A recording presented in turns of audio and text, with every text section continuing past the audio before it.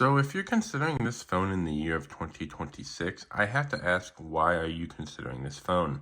There are two reasons why people would use this phone in 2026, and here are the reasons why I believe people would even consider this phone in the year of 2026. The first one being, well, they've had this phone for a while. The second reason being you want to have an extra phone just to have an extra phone to mess around with. Maybe this will be your experimentation phone. This one is using UI 8 right now. I have a skin over this device, and maybe you want to try out a skin, and you don't want to use it on your main phone because, well, what if the skin goes wrong?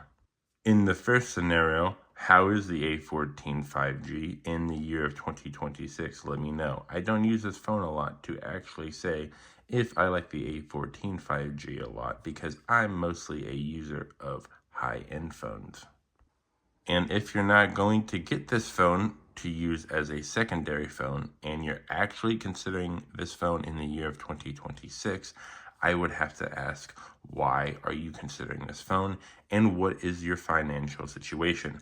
If you're asking me, I would get one of those credit cards that are like 20 months, 16 months, maybe even 12 months of zero APR, and then get a way better phone.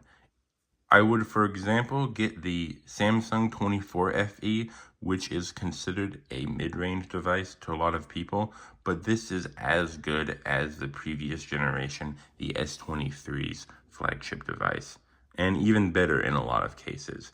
Price-wise, not so much.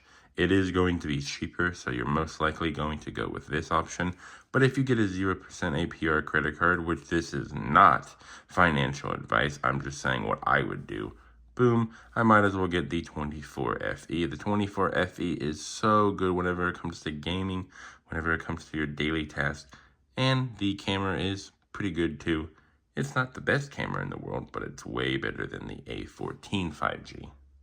I also have a phone case on the S23 because I do use it a lot, and I'm actually going to use it as a regular phone for a little bit to see how good it is for daily use. As well with the Samsung 24 FE, I have a case around it because I use it on the daily, and I'm going to take it around wherever I go for a few weeks with a new low budget, low end, like low maintenance plan, just to see how good this phone is. I would do that with this A14 5G, but this one is a locked device. But I did use the Straight Talk for about 1 month to see how good it was, and it's pretty okay. It was the unlimited plan, so it's pretty good. But get an unlocked device if you're going to get the Samsung A14. If I haven't made it obvious yet, do not get the A14 5G in 2026 unless you're like me, a person who likes to get a lot of phones for experimentation and to make videos on yearly.